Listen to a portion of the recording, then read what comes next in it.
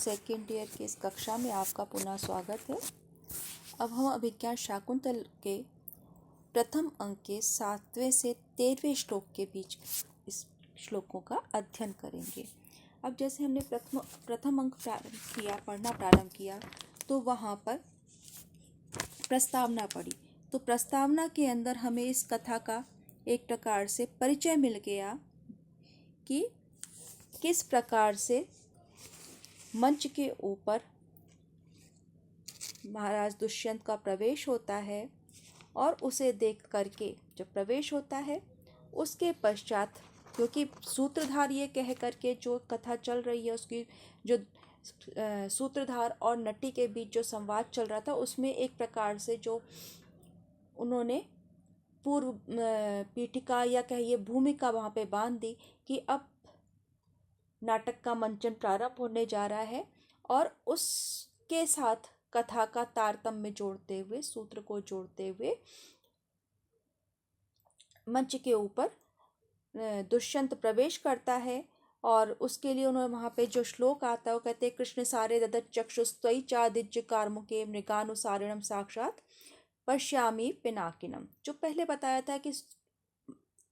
हाथ में धनुष और बाण लिए हुए राजा और रथेन सूतश्चा, और सूत यानी कि जो सारथी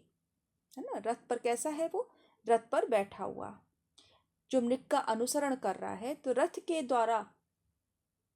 तो रथ पे चढ़ा हुआ है, सारथी उसके रथ को चला रहा है। तो एक प्रकार से यहाँ पर अभिनय के माध्यम से संकेत किया, क्योंकि रथ तो उस पे आ नहीं सकता, तो इस प्रकार का अभिनय किया गया कि जिसके द्वारा ये पता लग सके कि हाँ वो रथ के ऊपर बैठा हुआ है और मृग का पीछा कर रहा है। और सूत राजा और मृग को देख रहा है कि जिस प्रकार से रथ भाग रहा है और राजा उसका पीछा कर रहा है, उस पर लक्ष्य साध रहा है। तो जो वो धनुष पर प्रत्यंचा चढ़ाए हुए है उसको देखकर कहता है कि महाराज ऐसा लग रहा है कि कृष्ण सारे ददत चक्षु त्वयि च अदिज्य कार्मुके, कि इस कृष्णसार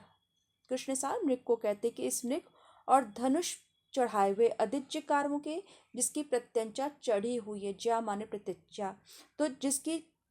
प्रत्यंचा चढ़ी हुई है अर्थात अदिज्यम कार्मुकम यस्य, कि जिसकी धनुष पर प्रत्यंचा चढ़ी हुई है, ऐसे बाण धनुष को हाथ में ले हुए जब मैं आप पर ददत चक्षु अपनी दृष्टि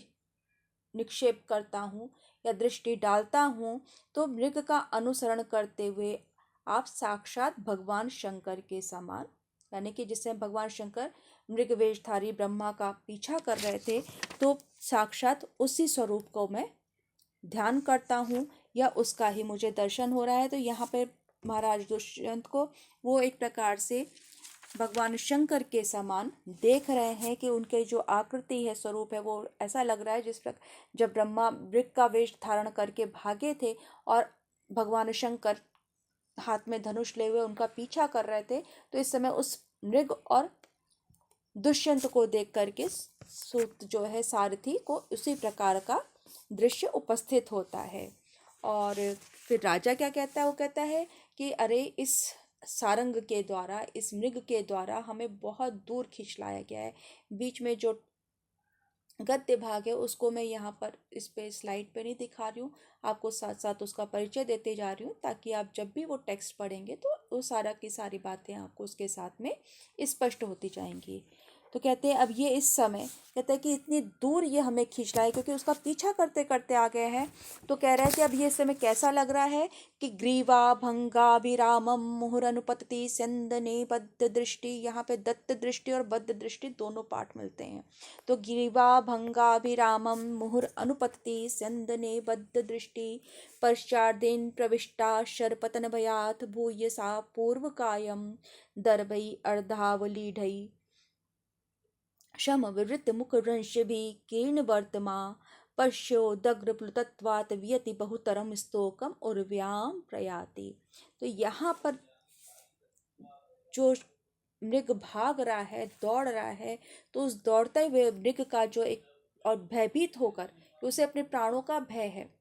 तो उस प्राणों को बचाने के लिए वो अपनी पूरी शक्ति लगा करके दौड़ रहा है। और उसका जो वो पीछा, जो उसकी जो एक स्थिति है कि जो वो घास चर रहा था, बड़े ही निश्चित भाव से वो विचरण कर रहा था उस वन में, और अचानक राजा का ने उसका पीछा करना शुरू किया। और उसको देख करके वो वहां से भागता है हरिण अपनी जान बचा करके, और बार बार पीछे मुड़ करके वो देखता भी जा रहा है कि रथ कितनी दूर है। और उसका जो एक स्वाभाविक गति के अंदर जिस प्रकार से मुंह से जो घास उसने खाई है, तिनके उसने खाए हैं, वो रास्ते में बिखरते जा रहे हैं। क्योंकि जब व्यक्ति बहुत तेज दौड़ता, कोई भी, चाहे वो पशु हो चाहे वह व्यक्ति, उसका मुंह खुल जाता है। तो उस खुले हुए मुख से जो है सारे रास्ते में जो है वो तिनके बिखरते जा रहे हैं। और वो, क्योंकि हिरन चौकड़ी भरता है, छलांग लगाता है, तो ऊंची ऊंची छलांग लगाने के कारण ऐसा लग रहा है कि उसने अपनी संपूर्ण जो शक्ति है वो अपने प्राण बचाने में लगा दी है। तो ऐसा लगता है कि वो अधिक समय तो आकाश यानी कि शून्य में रहता है, और पृथ्वी पर तो वो सिर्फ पैर टिकाता है, अर्थात केवल वो पैर रख करके अगली छलांग भर करके काफी ऊंची छलांग, लंबी छलांग लगा करके वो अपने मार्ग को तय कर रहा है। तो यहाँ वो जो उस हरिण का, जो भागते हुए हरिण का दृश्य उपस्थित किया है, उसका बहुत ही सुंदर चित्रण हमें देखने को मिलता है। और उसका इतना स्वाभाविक वर्णन है कि जब हम इसको पढ़ते हैं तो एक चित्र सा उत्पन्न हो जाता है। कहते हैं ग्रीवा भंगा विरामम, जो ग्रीवा का भंग है, अर्थात जब वो देख रहा है कि पीछे तो रथ आ रहा है तो पीछा कर रहा है, तो वो जब पीछा करते हुए रथ पर बार बार गर्दन को मोड़ करके, ग्रीवा भंग अभिरामम, उसका जो गर्दन मोड़ करके देखना कैसा है, बड़ा ही सुंदर है, अभिराम है, मनोहारी है। मुहु अनुपतति स्यंदने बद्ध दृष्टि, अनुपतति अनुसरण करते हुए, स्यंदने रथे रथ पर अपनी दृष्टि को जमाए हुए, बद्ध दृष्टि, तो अपनी दृष्टि को जमाए हुए, तो अपना अनुसरण करते हुए, अर्थात मृग आगे भाग रहा है, रथ उसका पीछा कर रहा है, तो अपना अनुसरण करते हुए रथ पर अपनी दृष्टि को जमाए हुए बार बार वो जो पीछे गर्दन मोड़ करके देखता है, तो उसका जो वो चितवन है, उसकी जो वो गर्दन घुमा करके मनोहर दृष्टिपात करता हुआ, पश्चार्धीन प्रविष्टा शरपतन भयात भूयसा पूर्व कायम। तो शरपतन भयात, यहाँ पे कारण दे रहे हैं कि बाण लगने के भय से कहीं मेरे ऊपर बाण न लग जाए, तो शरपतन बाण चल ना जाए, अर्थात मुझे बाण न लग जाए इस भय से। पश्चार्धीन, उसका जो पश्चार्ध है वो लगता है कि पूर्व कायम, उसका बहुत अधिक भाग सिकुड़ करके मानो पूर्व काया में प्रविष्ट हो गया है। तो अब ये जब वो भाग रहा है तो पश्चार्धीन, अपने पश्चार्ध के द्वारा वो पूर्व काया में प्रविष्ट होता हुआ, कि जब भयभीत होकर व्यक्ति या भय के कारण व्यक्ति के अंग सिकुड़ जाते हैं, भाग रहा है तो वो अपने पीछा भाग, क्योंकि पहले पीछे ही लगेगा, तो उसको भी मानो उसने सिकोड़ करके भय के कारण जो आगे का भाग है, अग्र भाग है, पूर्वार्ध है, उसमें सिकुड़ करके मानो सिमट गया है। किस कारण से? शर पतन भयात, कि उसको बाण ना लग जाए इस भय से उसका जो पश्चार्ध है वो पूर्व काया में प्रविष्ट हो गया है। और दर्भई अर्धावलीढई, इसमें भी हमें पाठांतर मिलता है, शशपई अर्धावलीढई, इसी प्रकार से दर्भई अर्धावलीढई। तो जो आधे खाए हुए तिनके हैं, घास है, तो ऐसे उन तिनकों से शब विवृत मुख भ्रंश भी, श्रम के कारण, परिश्रम के कारण खुले हुए मुख से गिरते हुए, कैसे? जो आधे खाए हुए हैं, अर्धावलीढई, जो आधे ही जिसका चबाया गया है, चर्वण किया गया है, ऐसे कुशों से कीर्ण वर्तमा, मार्ग को आकीर्ण करते हुए, मार्ग पर उसको बिखेरते हुए, उससे व्याप्त करते हुए, पश्य उदग्र प्लुतत्वात् वियति बहुतरम स्तोकम उर्व्याम प्रयाति, कि देखो उदग्र प्लुतत्वात्, ऊंची ऊंची छलांग लगाने के कारण ये आकाश, वियति बहुतरम, वियति आकाशे, अर्थात आकाश में ये अधिक, और स्तोकम उर्व्याम, उर्व्याम अर्थात पृथ्वी पर, उर्वी पृथ्वी को कहते हैं, सप्तमी का एक वचन है, तो पृथ्वी पर स्तोकम प्रयाति, बहुत थोड़ा ही चल रहा है, अर्थात पृथ्वी पर तो इसके पैर कम टिक रहे हैं, आकाश अर्थात शून्य में ये अधिक रह रहा है। किस कारण से? उदग्र प्लुतत्वात्, ऊंची ऊंची छलांग लगाने के कारण। पश्य देखो, तो यहाँ पे राजा सूत को उसकी ओर आकर्षित कर रहा है। सूत तो जो सारथी है वो राजा की प्रशंसा कर रहा है कि ऐसा लग रहा है मानो साक्षात शंकर ही जो ब्रह्म मृगवेशधारी या मृग का वेश धारण करने वाले ब्रह्मा का पीछा करते हुए दिखाई पड़ रहे। वो इस प्रकार से राजा की प्रशंसा कर रहा है और राजा का ध्यान इस समय केवल हरण पर टिका हुआ है। वो उसकी बात को ध्यान नहीं दे रहा। कहता देखो तो सही इसे कि ये जब अपना पीछा करते हुए रथ पर अपनी दृष्टि को बांधे हुए पीछे मुड़ करके अपनी ग्रीवा को मोड़ करके मनोहर दृष्टिपात करता है, उसका शरपतन भयात, बाण लगने के भय से इसका जो पश्चात है वो पूर्व काया में पूर्वार्ध में प्रविष्ट हो गया है। आधे चबाए हुए तिनकों से, किस कारण से? शम विवृत मुख भ्रंश भी, श्रम के कारण खुले हुए, श्रम विवृत, विवृत माने खुला हुआ, तो परिश्रम के कारण खुले हुए मुख से भ्रंश भी गिरते हुए, अर्धाव लीढ़ई दर्भई, आधे खाए हुए तिनकों के द्वारा कीर्ण वर्तमान मार्ग को व्याप्त करता हुआ अर्थात उस पर बिखेरता हुआ देखो तो इस हरिण को ये उदग्र प्लुतत्वात्, ऊंची छलांग लगाने के कारण आकाश में अधिक और पृथ्वी पर बहुत कम चल रहा है। तो यहाँ पर जो हम एक इस श्लोक को पढ़ते हैं तो हमारे सामने एक चित्र सा उपस्थित हो जाता है उस भागते हुए हरण का। वो पूरा दृश्य हमारे सामने मानो उपस्थित हो जाता है और ऐसा लगता है कि हाँ वास्तव में जब हरिण इतनी तेज गति से भागेगा उसका मुख खुल जाएगा जो मार्ग है, क्योंकि वनभूमि है तो उसके ऊपर तिनके बिखरते जा रहे हैं, ऊंची ऊंची छलांग लगा रहा है। तो वो पूरा का पूरा एक हमारे सामने स्वाभाविक जो दृश्य है उसको उपस्थित कर देता है। इस कारण से यहाँ पे स्वभावोक्ति अलंकार है। और छंद सृगधरा छंद है, सृगधरा छंद का इसमें काफी प्रयोग हुआ है। और इस प्रकार से हम यहाँ पर देखते हैं कि कालिदास ने जो एक दृश्य उपस्थित करने की जो उनके अंदर योग्यता है वो यहाँ पर हमें प्रदर्शित होती है। उसी के अनुकूल जो है शब्दों का चयन किया गया। जब हम कहते हैं ग्रीवा भंगा विरामम, तो वहाँ पे गर्दन को थोड़ा मोड़े हुए जो बड़ी मनोहारी छटा प्रतीत होती है वो एक दृश्य उत्पन्न हो जाता है। पीछे मुड़ के वो बार बार वो अपने रथ के ऊपर अपनी दृष्टि को टिकाए हुए कि जब हमारा ये मन में भय हो कि कहीं ये से तीर मुझे ना लग जाए, तो वो उस कारण से वो बार बार अपने पीछे मुड़ कर के भी देख रहा, उस पर उसकी दृष्टि भी है कि उन दोनों के बीच में कितना अंतराल है, कितना फासला है, कितना और तेज भागूं कि मैं इसकी पहुंच से दूर हो जाऊं। तो वो संपूर्ण एक जो हरिण की मनोदशा है यहाँ पर वो हमें देखने को मिलती है। तो इसलिए यहाँ पर वो कहते पश्चार्धेन अर्थात पीछे का भाग, तो वो डर के मारे जो है अंग सिकुड़ जाते हैं। ये हम सबका अनुभव है कि जब हम भयभीत होते हैं तो हमारे अंग सिकुड़ जाते हैं। जब हम एक प्रकार से विश्राम की या आराम की अवस्था में होते हैं तो हमारे अपना शरीर जो है वो अपनी स्वाभाविक दशा में होता है, एक विश्राम की अवस्था में आ जाता है। तो सब कुछ ऐसा लगता है कि हमें आराम मिल रहा है। और जब हम भयभीत होते हैं तो सब कुछ सिकुड़ा सिकुड़ा सा प्रतीत होता है। तो बड़ा ही स्वाभाविक यहाँ पे वर्णन है। फिर इसके साथ जो उत्प्रेक्षा सूचक कि वो यहाँ पर कह रहे हैं जो इव पद का प्रयोग किया गया है कि यहाँ पर, तो उसमें एक गूढ़ उत्प्रेक्षा है कि मानो ऐसा लग रहा है, जो कह रहे हैं ना ग्रीवा भंगा विरामम मुहुर अनुपतति स्यंदने बद्ध दृष्टि पश्चादेन प्रविष्टा शरपतन भयात भूयसा पूर्व कायम दर्भई अर्धावलीढई श्रम विवृत मुख भ्रंश भी कीर्ण वर्तमा पश्य उदग्र प्लुतत्वाद वियति बहुतरम स्तोकम उर्व्याम प्रयाति। तो यहाँ पर जो उसके अंदर एक प्रकार से उक्ति है तो कहते हैं कि यहाँ ऐसा लग रहा है कि मानो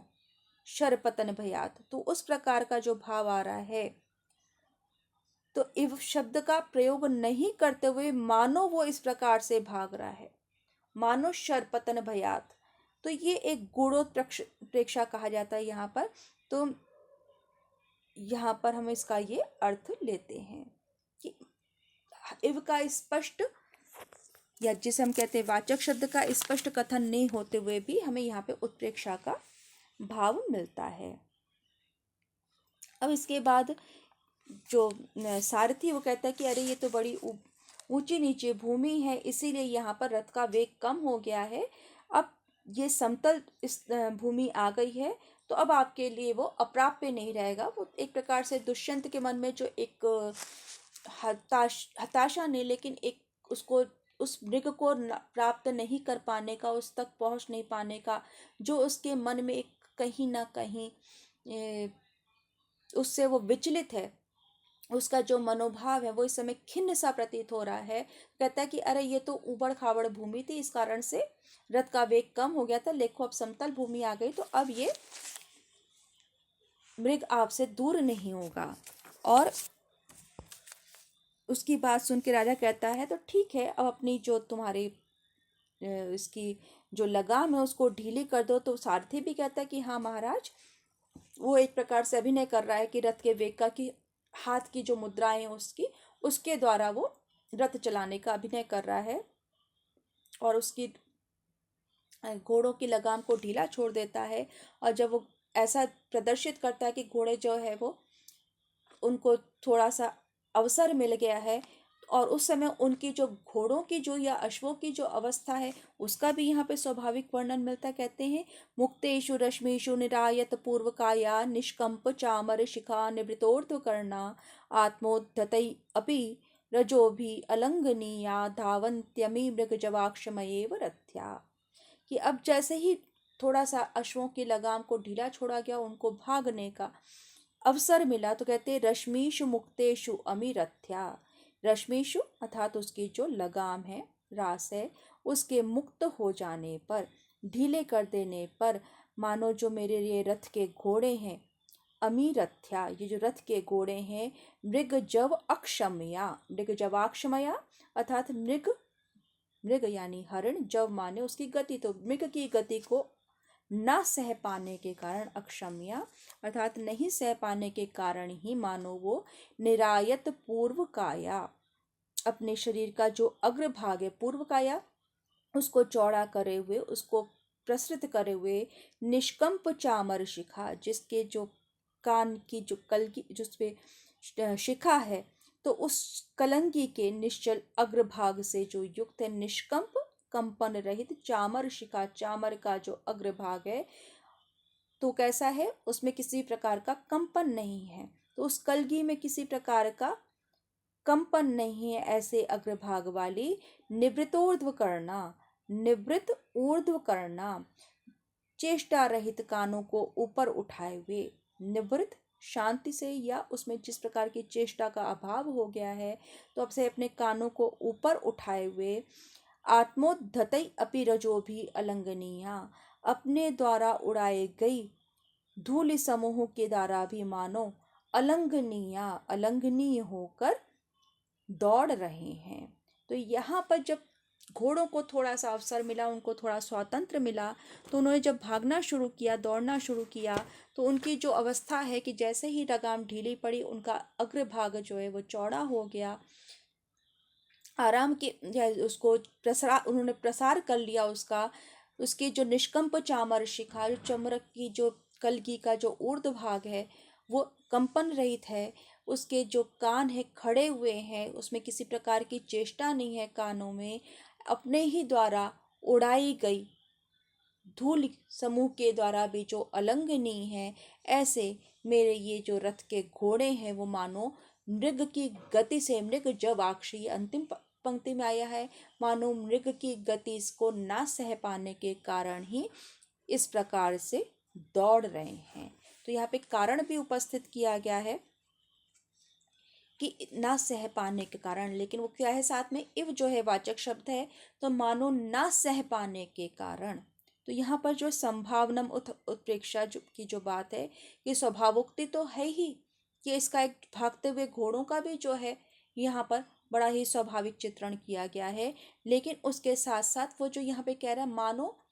मृग की गति को ना सह पाने के कारण, तो मृग की गति को ना सह पाने के कारण, उससे ईर्ष्या करने के कारण, स्पर्धा करने के कारण ही वो मानो बहुत तेजी से भाग रहे हैं। तो जो मानो का भाव है वो यहाँ पर उत्प्रेक्षा को बताता है। छंद बसंत तिल का है। आपको पहले भी कहा है कि छंद से संबंधित, छंद और अलंकार से संबंधित नोट्स आपको व्हाट्सएप के ऊपर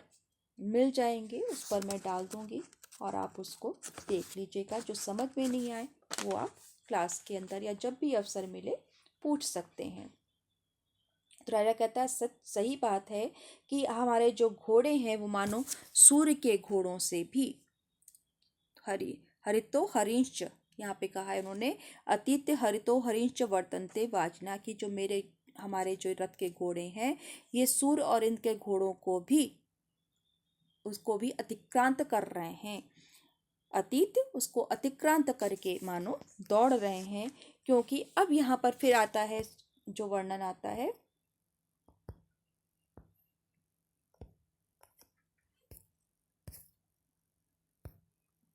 कि यदा लोके सूक्ष्मं व्रजति सहसा तद विपुलतां यदद्धा विच्छिन्नं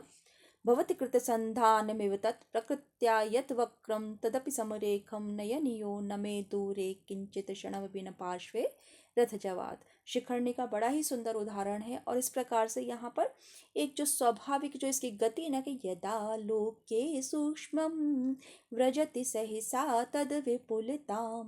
यदद्धा विच्छिन्नं भवति कृतसन्धानमिव तत्। तो ये जो इसकी जो गति है शिखरणी की, उसमें यहाँ पर जो एक जब हम चलते हैं, बहुत अगर आपने अनुभव किया होगा जब हम ट्रेन से जाते हैं या बहुत तेज कोई वाहन चल रहा है तो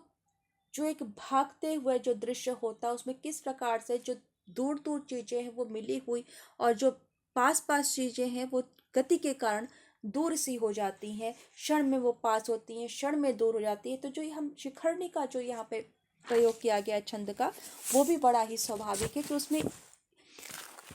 जो गति के साथ है, यदा लोके सूक्ष्मं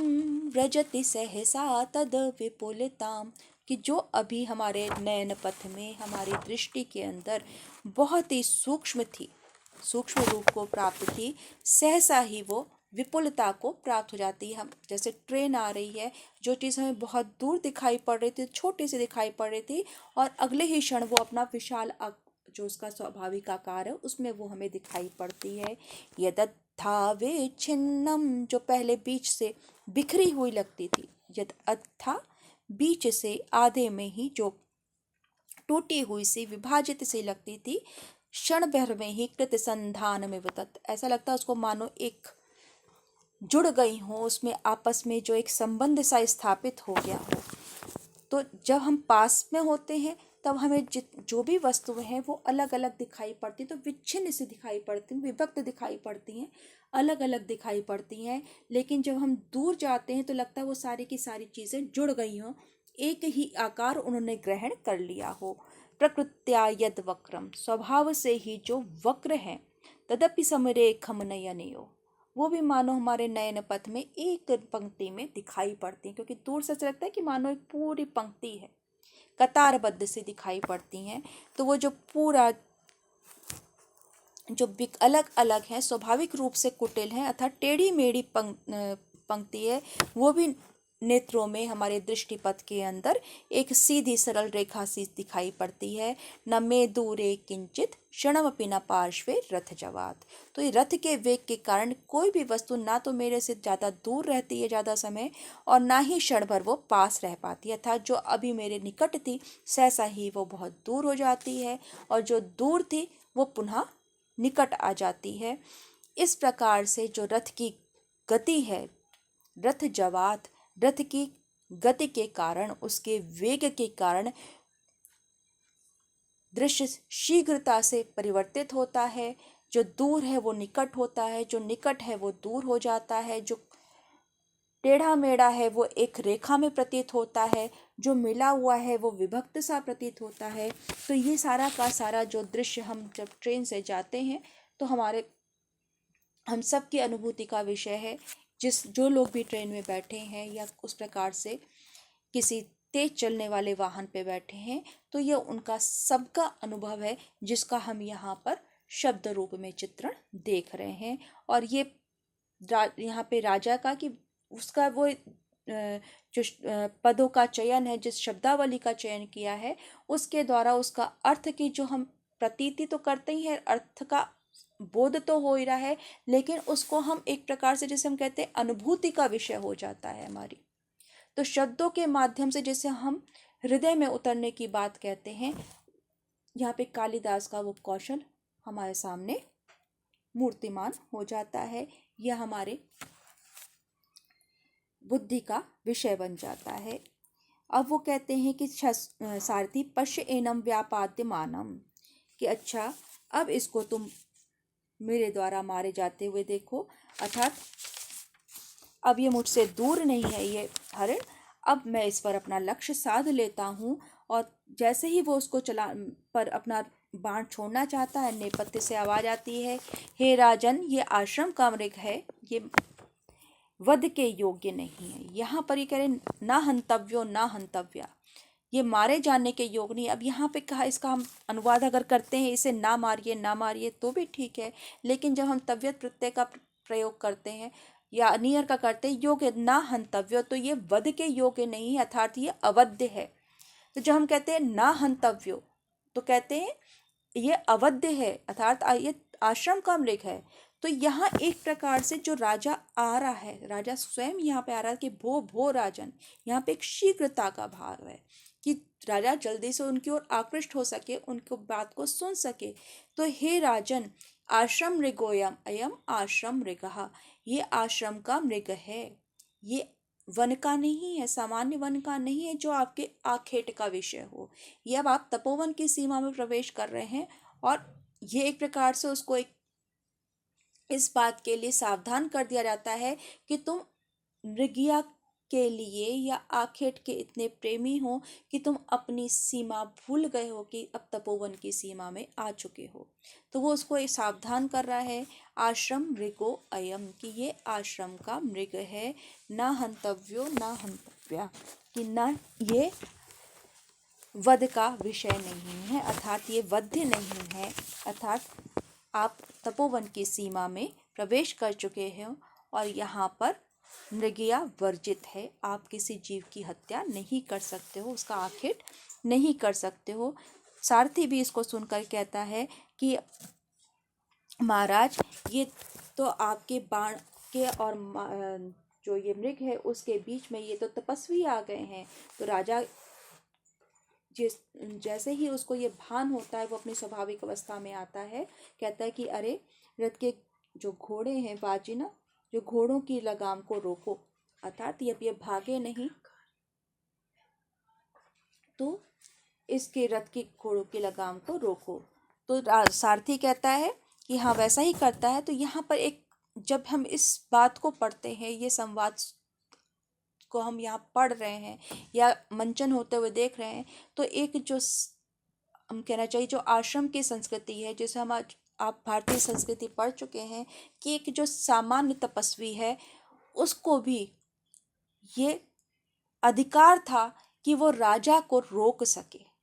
यहाँ पे वो राजा को रोक रहा है, उसका वारण कर रहा है आखेट से, मृगिया से। तो वो जिस सीमा में प्रवेश कर चुका, वहां पर तपस्वियों का राज चलता है, वो उनके शासन, क्योंकि वहां सब स्वयं अनुशासित हैं, आत्मानुशासन की स्थान है तपोवन। तो वहां पर किसी को कहने की आवश्यकता नहीं है। यहाँ राजा नगर से आ रहा है तो उसको यहाँ सावधान कर रहे हैं कि ये आश्रम की भूमि में या तपोवन की भूमि में एक तरह से आप प्रवेश कर चुके हैं, इसलिए यहाँ पर अब आप आखेट नहीं कर सकते हैं। तो ये हमारे जो तपस्वियों के प्रति जो सम्मान था, और वो अपने उस अधिकार का स्वतंत्रता पूर्वक प्रयोग करते थे, उनके मन में कहीं भय नहीं था इस बात का कि मैं राजा को टोक रहा हूँ। तो ये भारतीय संस्कृति की विशेषता है कि वो तपस्या को कितना ऊंचा स्थान देती है, उसमें वो आत्मबल उत्पन्न कर देती है कि वो किसी राज्य सत्ता के लिए सामने सर नहीं झुकाता है। एक सामान्य व्यक्ति भी राजा को वहां पर टोकने की, उसके किसी भी कृत्य के लिए उसको रोकने की अधिकार रखता है, और उसमें पूर्ण रूप से उसमें कहीं झिझक नहीं है, संकोच नहीं है।